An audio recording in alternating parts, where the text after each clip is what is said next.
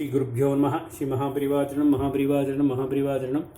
இன்றைக்கி தெய்வத்தின் பாகம் 5 மங்களாரம் என்ற தலைப்பர் பெரிவா சொல்கிறது மேலே வாசிக்கிறேன். அது பக்கம் 40 ஆரம்பிக்கிறது.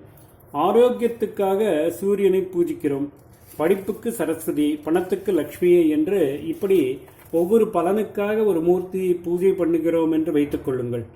இந்த மூர்த்திகளில் ஒன்றுக்கு மற்றதன் தயவு வேண்டாம். சூரியனுக்கு லக்ஷ்மி சரஸ்வதிகளின் தயவு வேண்டியதில்லை.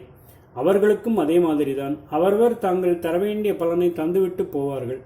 ஆனால் அப்படி தர முடியாமல் விக்னம் ஏற்பட்டுவிட்டால் சூரிய பகவானுக்கு தன் ஆரோக்கிய அனுகிரக காரியத்தை செய்ய சரஸ்வதி தரும் படிப்போ லக்ஷ்மி தரும் பணமோ வேண்டியதில்லைதான். ஆனால் அந்த காரியத்துக்கே இடையூறு ஏற்பட்டால் பரவாயில்லை என்று அவர் இருக்க முடியுமா? எந்த தெய்வமானாலும் தாங்கள் கொடுக்க விரும்பும் பலனுக்கு விக்னம் வந்தால் வந்துவிட்டு போகட்டும் என்று இருக்க முடியாதல்லவா? அதனால்தான் விக்ன நிவாரண போர்ட்போலியோக்காரரான கணபதியின் தயவு மாத்திரம் எல்லா தெய்வங்களுக்கும் வேண்டியிருக்கிறது.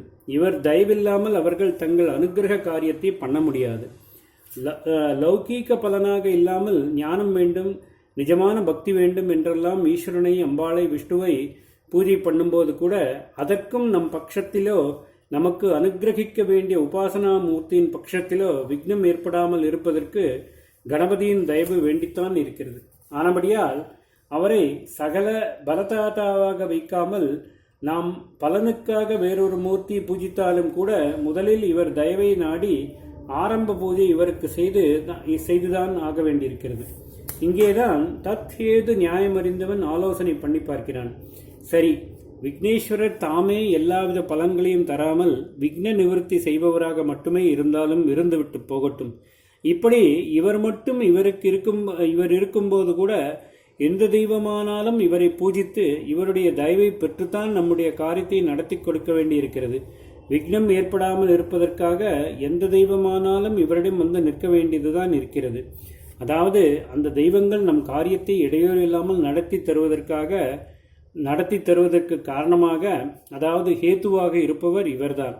இப்படி பல தெய்வங்களுக்கு மேல் இவருக்கு ஒரு பவர் இருப்பதால் அந்த தெய்வங்களை தம் சொல்லுக்கு கட்டுப்பட்டு நடக்குமாறு செய்ய இவருக்கு சக்தி இருக்கும். அதனால் எந்த பலனை தருகிற எந்த தெய்வதையானாலும் அதனிடம் அவர் இன்ன பக்தனுக்கு இன்ன அருளை பண்ணுங்கள் என்று சிபார்சு பண்ணினால் அந்த தேவதை அந்த சிபார்சை உத்தரவு போல எடுத்துக்கொண்டு அதன்படி பண்ணிவிடும்.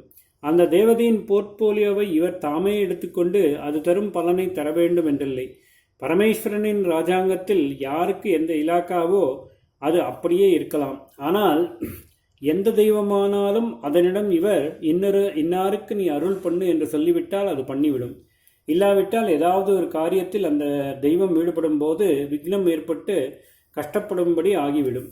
இதனால் என்ன ஏற்படுகிறது என்றால், நமக்கு எந்த தெய்வத்தின் மூலம் எந்த பலன் கிட்ட வேண்டுமானாலும் சரி, விக்னேஸ்வரர் ஒருத்தரை பூஜை பண்ணிவிட்டாலே போதும், அவர் தம்முடைய இன்ஃப்ளூயன்ஸை கொண்டு எந்த தெய்வமானாலும் அதனிடம் சொல்லி நமக்கு வேண்டிய அருளை பண்ணும்படி செய்து விடுவார்.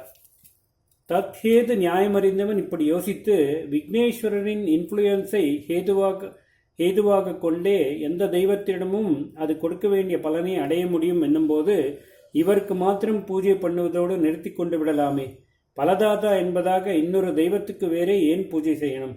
இவராலேயே நாம் மற்ற தெய்வங்களிடம் காரியம் சாதித்து கொள்ள முடியும் என்னும்போது இவருக்கு பூஜை பண்ணுவதோடு அவர்களுக்கும் எதற்கு பண்ணணும்? அவர்களை பூஜை பண்ணி நமக்கு ஆக வேண்டியது என்ன?